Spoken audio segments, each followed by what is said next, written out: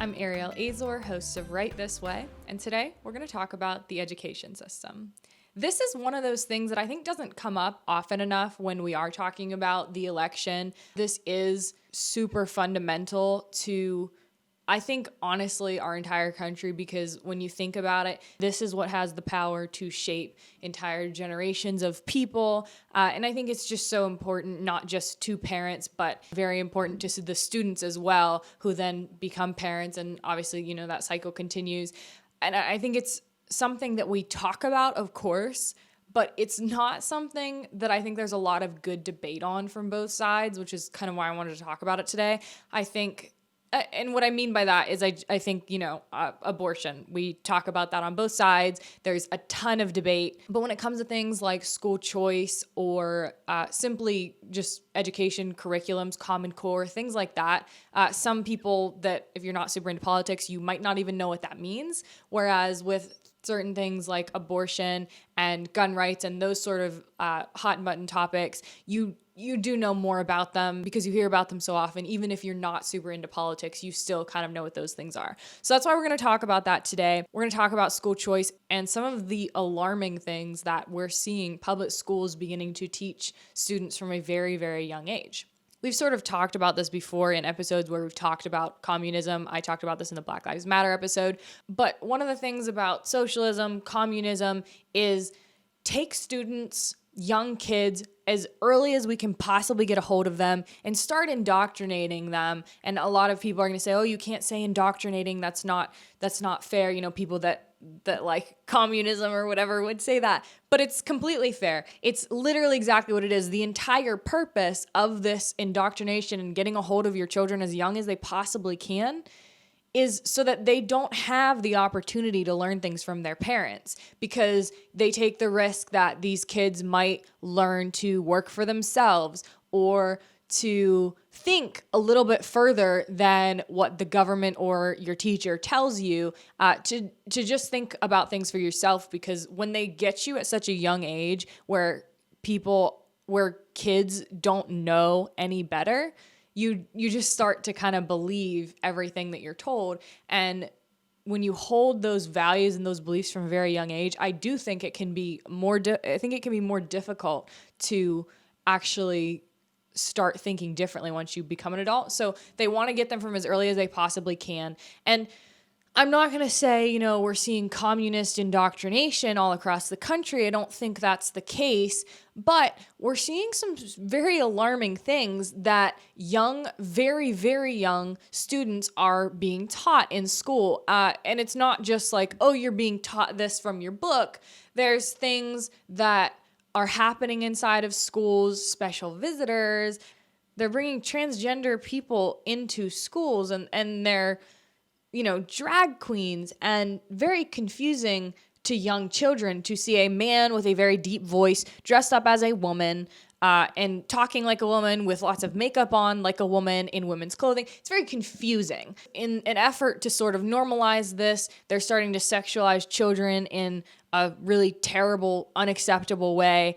But this is California for you.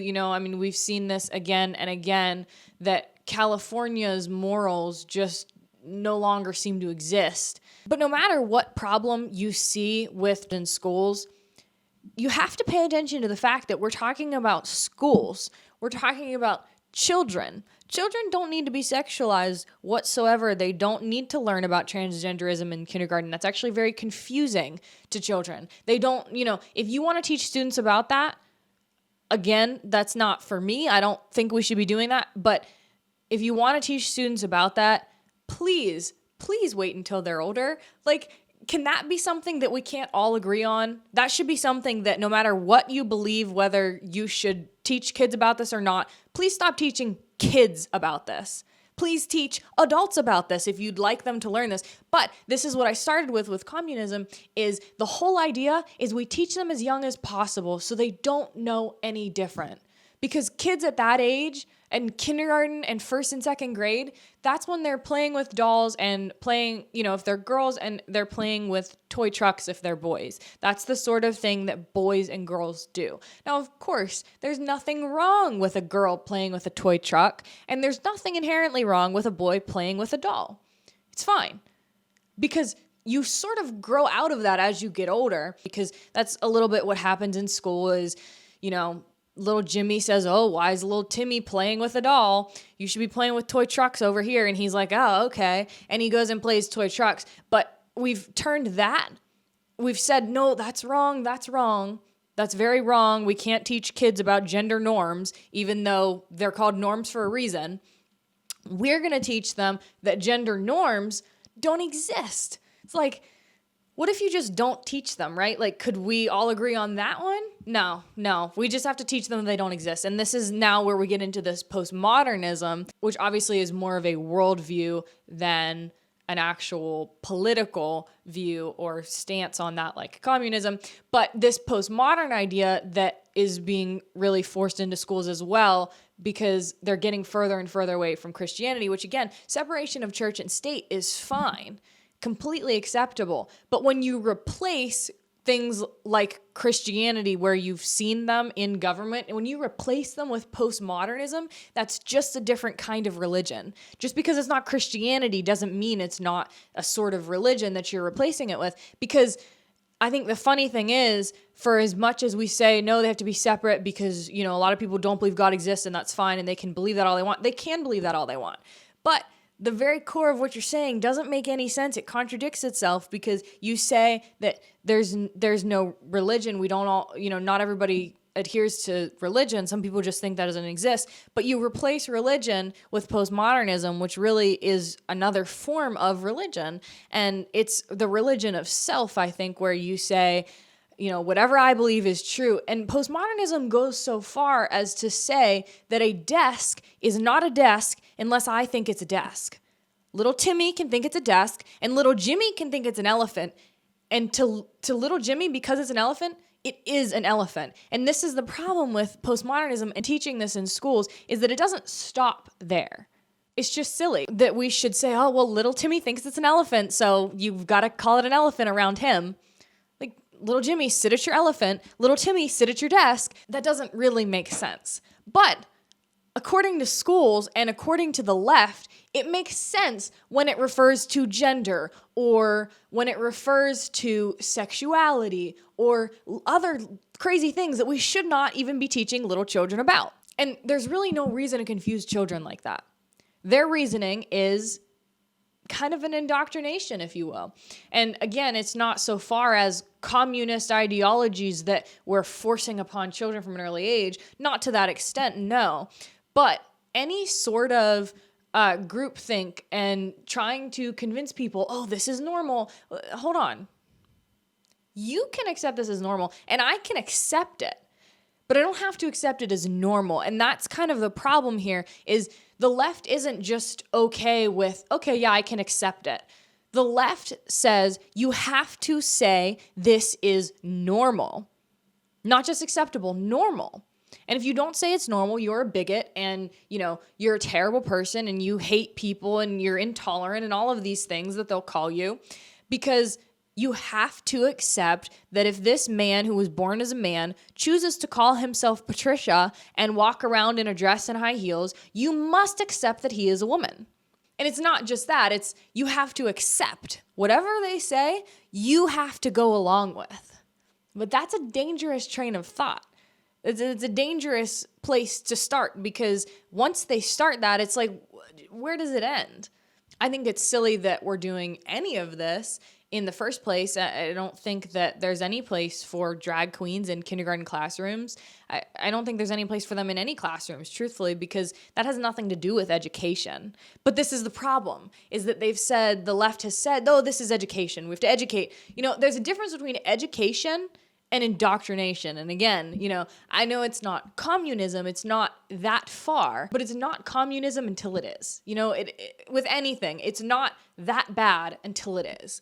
And if we continue to go along with this and say, oh yeah, this is fine, you can teach this. And there's things that they don't teach anymore too, that we used to learn in school or my parents learned in school that I never learned. There's all kinds of things like that. And it's not just new things they're teaching to force you to accept. It's the way that they teach history, and they teach it in light of political ideologies. Christopher Columbus isn't taught the same way. The way I learned about Christopher Columbus in school was that Christopher Columbus sailed around looking for India, and he found something different.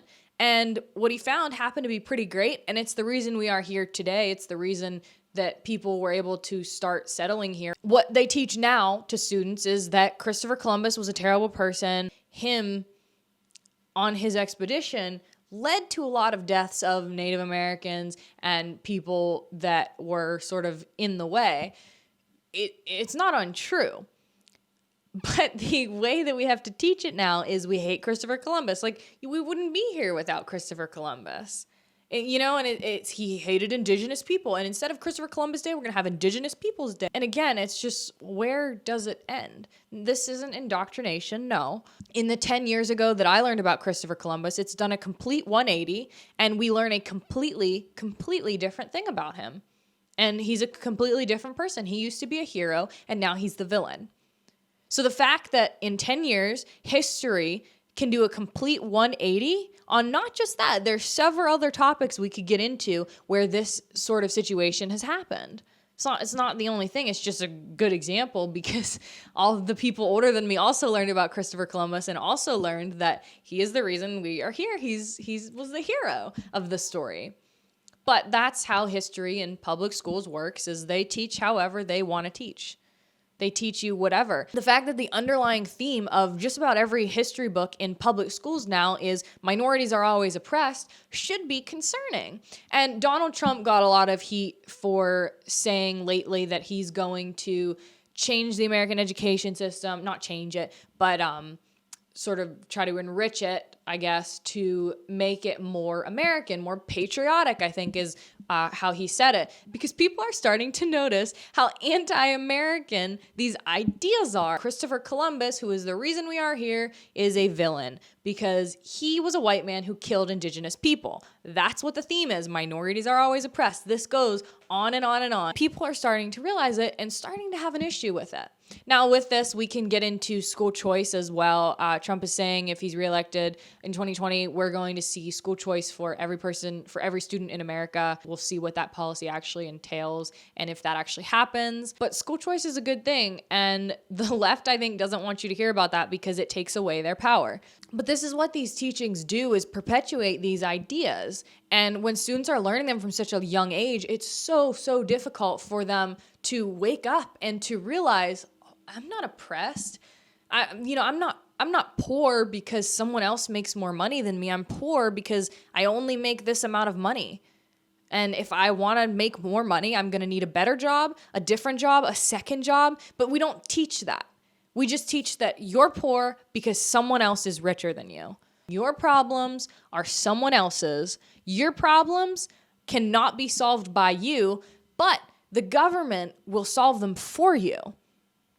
That's what we're teaching. If you agree with the general leftist millennial thinking, you probably don't see a problem with not having school choice or with what is being brought into the education system. But we should be concerned about a complete 180 in the ideological thinking and the subtle messages behind some of the teachings. There's so much going on right now with human trafficking, save the children, protect our children, and this obviously is not the same thing, but we should still protect our children in this different way. I mean, we should protect our children in all ways, and that's something that as religious people, Christians, Catholics, whatever, not just as conservatives, not just as a political ideology, although they pretty much go hand in hand, we should be protecting children. We should care about what is being put in their brains and what they are being subjected to. We should care, not just about our own children, but even if you don't have children in school, this still applies to you. You're going to one day,